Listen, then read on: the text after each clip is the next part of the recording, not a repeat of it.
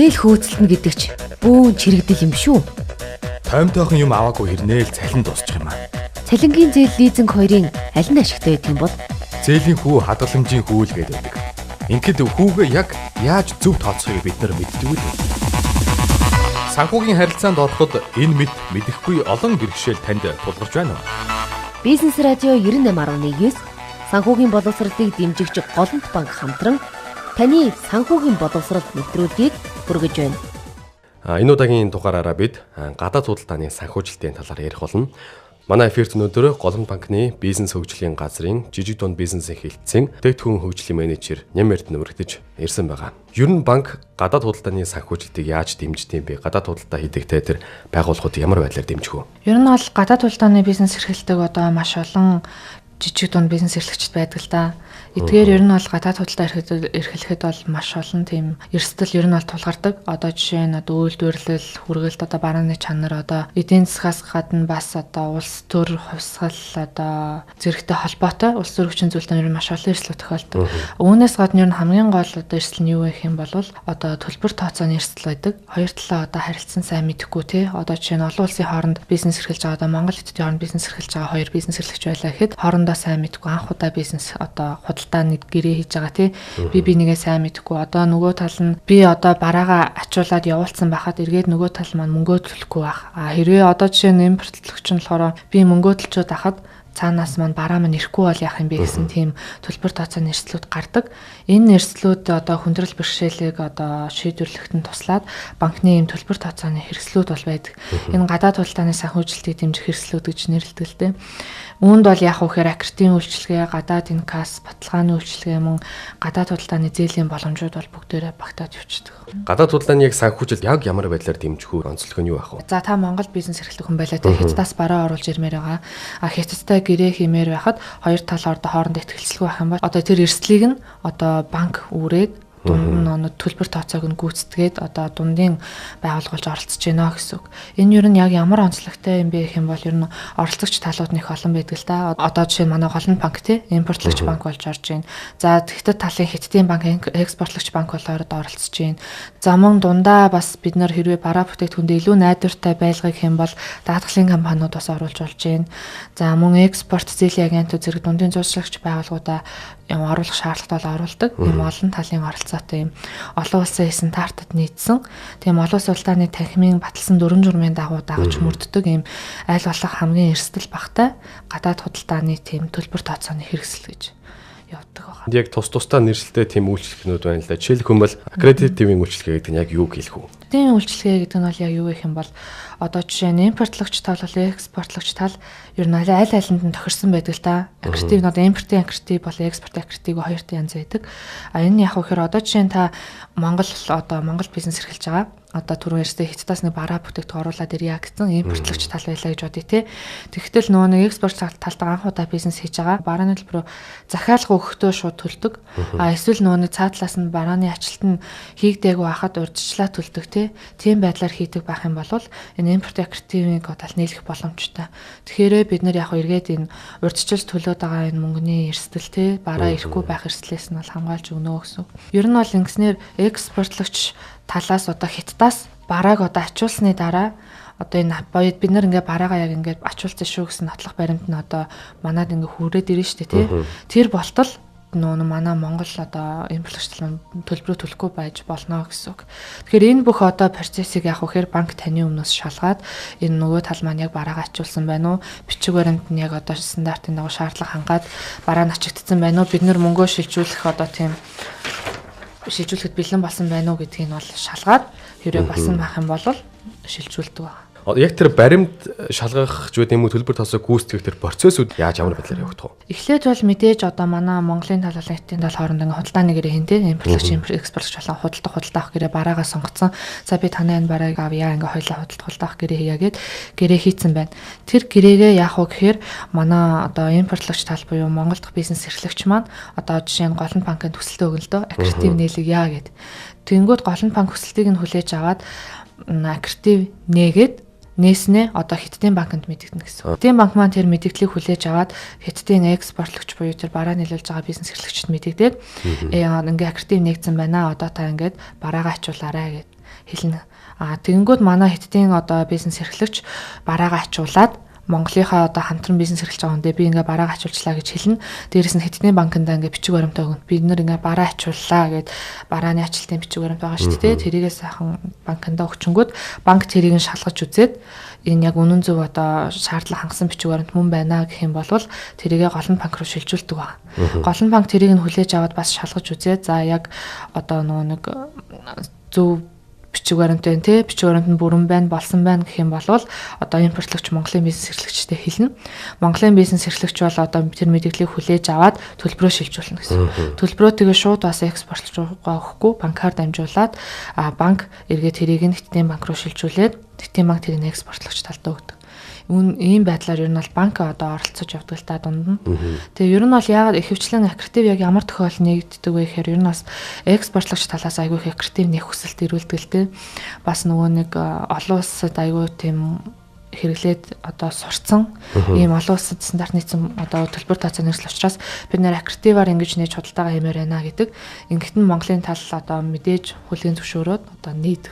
Тэгээ энэгээр яг ямар эрсдлийг хааж өгöd вэ гэхээр экспортлогч талын өмнө голланд банк ер нь бол бас хариуцлага хүлээж байгаа гэсэн үг л дээ. Одоо хэрвээ манай Монголын бизнес эрхлэгч мөнгө төлж чадахгүй бол голланд банк заавал өмнөөс нь мөнгөний төлнө. Тэгэхээр нөгөө манай экспортлогч тал маань ямар ч эрсдэлгүй болчихж байгаа гэсэн үг.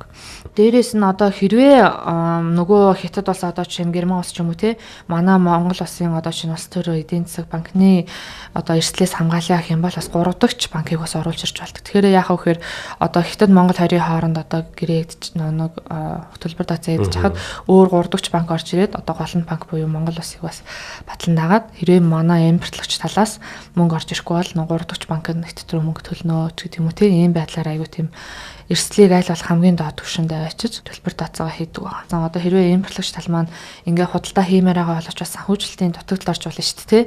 Одоо би ингээ бараа бүтээгдэхүүнээ импортлаад авчмаар байна тий. Даанч надад бас тодорхой хэмжээний санхүүжилт дутаад байна гэх юм бол энэ дээр нь бас банк туслаад гадаадын банкны юм хөнгөлөлтийн нөхцөлтэй зээлд бас хамруулж болдог. Тэгэхээр яах вэ гэхээр одоо тэр хүн маань төлбөр шилжүүлэх хэсэг дээр нь бид нар одоо банк өмнөөс нь зээл олгоод Хятадын банк руу явуулчихна гэсэн үг шүү дээ.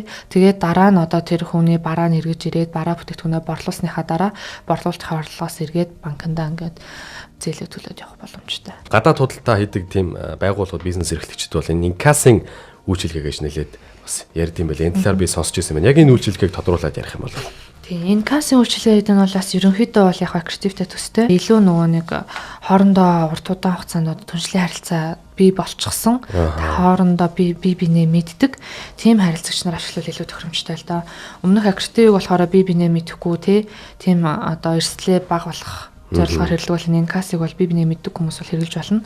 Тэгээ энэ хамгийн гол нь яах вэ гэхээр бас үйл явц нь санийхтай төстэй мэдээж хоорондоо гэрээ байгуулна гэрээ байгуулчаад одоо энэ касс нийлэх үйлчилгээг одоо банкаараа дамжуулаад хоёр банкны хооронд шилжүүлээд дараа нь одоо төлбөрөө шилжүүлэх ч гэдэг юм уу банкаараа дамжуулаад яг тэрэн шигээ явдаг.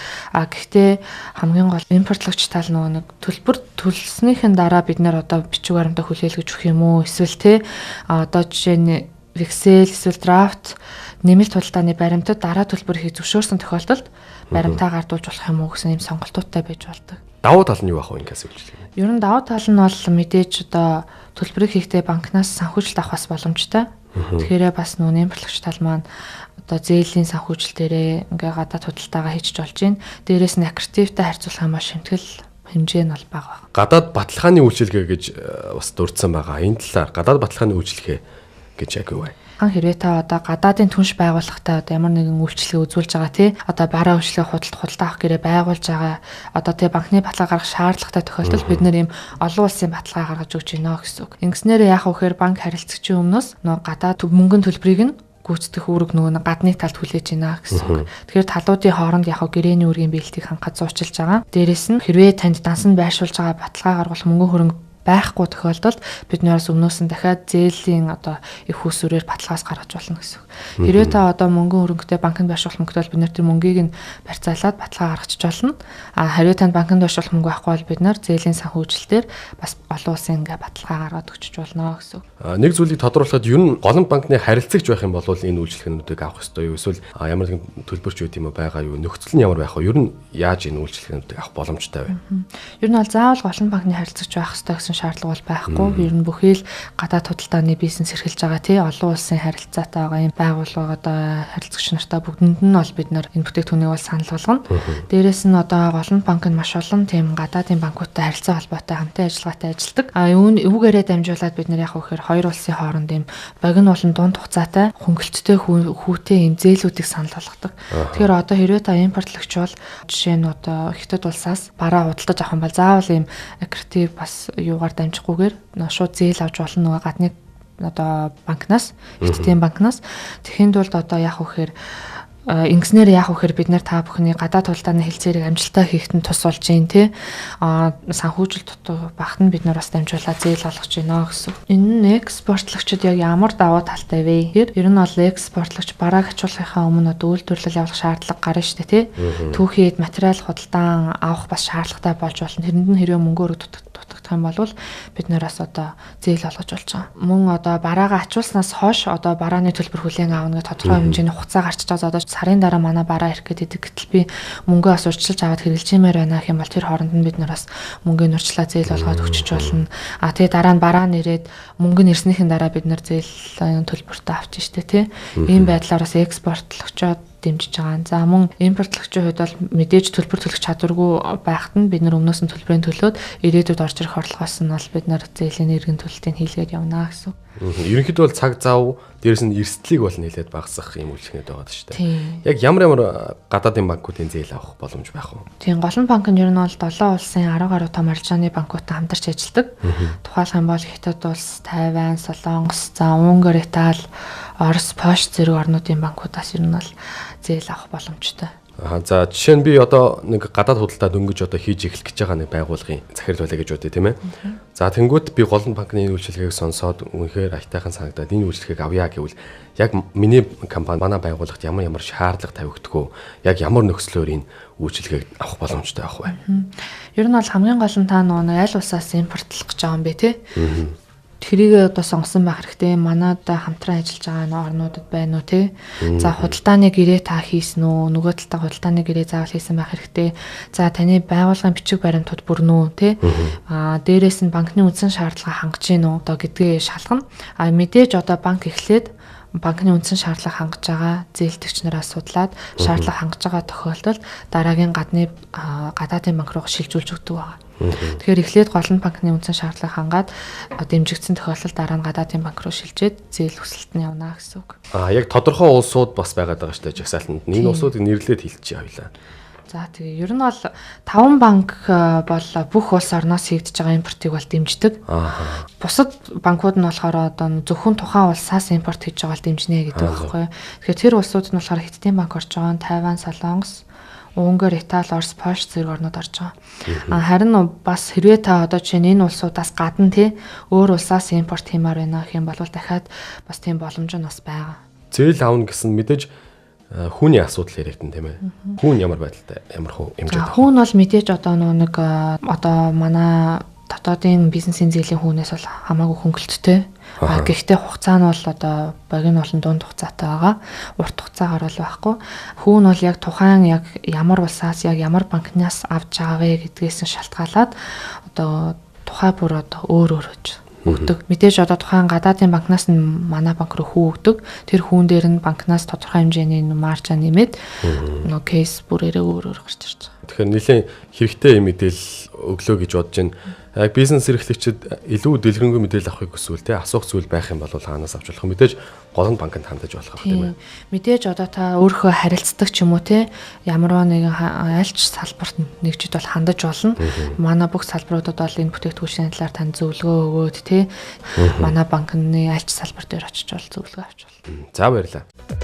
Зээл хөөцөлтөн гэдэг ч бүүн чирэгдэл юм шүү. Тоймтойхон юм аваагүй хэрнээл цалин дуусчих юм аа.